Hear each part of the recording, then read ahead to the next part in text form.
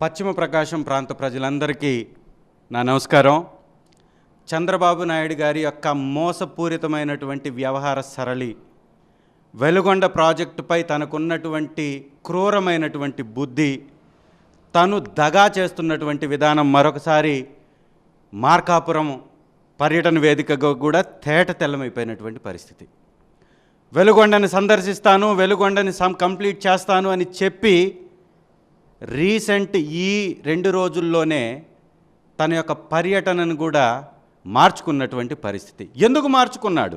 ఎందుకు ఇంత తీవ్రమైనటువంటి వ్యతిరేకత వారి పర్యటన మీద వచ్చింది?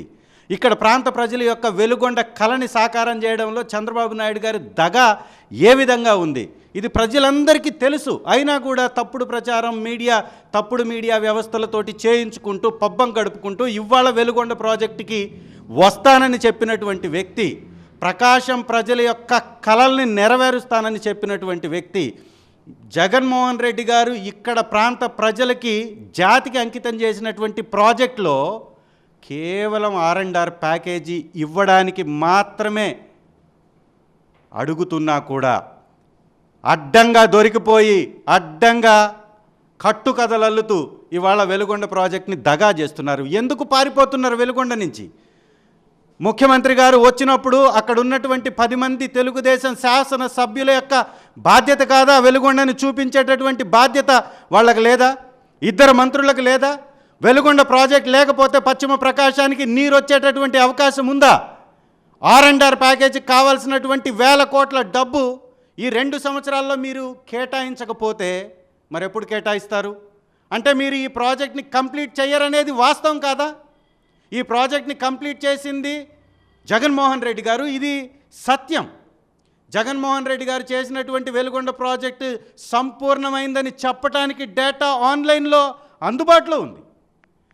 జగన్మోహన్ రెడ్డి గారు, మా తండ్రి గారు మొదలుపెట్టారు, నేను కంప్లీట్ చేశారనే మాటలకి నిలువెత్తు సాక్ష్యం మీకు ప్రతి చోట అందుబాటులో ఉంది, ఆన్లైన్లో అందుబాటులో ఉంది. ఈ ప్రాజెక్ట్ స్టార్ట్ అయింది ఎప్పుడు? దీనికి అడ్మినిస్ట్రేటివ్ అప్రూవల్ వచ్చింది 2004, tender 2005, technical sanction 2006, tunnel execution 2024లో కంప్లీట్ అయింది. అంటే ఈ ప్రాజెక్ట్ శంకుస్థాపన నుంచి కంప్లీషన్ దాకా జగన్మోహన్ రెడ్డి గారు, వారి తండ్రి గారు అయినటువంటి వైఎస్ రాజశేఖర రెడ్డి గారు కంప్లీట్ చేశారని ఆన్లైన్లో డేటా ఉంది. వెలుగొండ ప్రాజెక్టుకి సంబంధించి ఆ రికార్డ్స్లో నమోదై ఉంది. ఇవాళ R&R ప్యాకేజ్ ఇవ్వడానికి 3,20,000 కోట్ల రూపాయల బడ్జెట్లో 1000 కోట్లు కేటాయించలేరా చంద్రబాబు గారు? పశ్చిమ ప్రకాశం ప్రాంత ప్రజలు 10 మంది ఎమ్మెల్యేని గెలిపించారే, 1000 కోట్లు కూడా ఇవ్వలేవా? 1000 కోట్లకి ఇవ్వడానికి ఇన్ని వంకర కార్యక్రమాలు చేయాలా? వెలుగొండ నుంచి ఈరోజు పారిపోయినట్టే ప్రకాశం జిల్లా నుంచి కూడా తెలుగుదేశం పార్టీని ప్రాలదోలే పరిస్థితి మీకు రాబోతుంది వెలుగొండ మీద. కానీ మీరు ఇదే విధమైనటువంటి చర్యల్ని కొనసాగిస్తే దీన్ని గమనించాలి.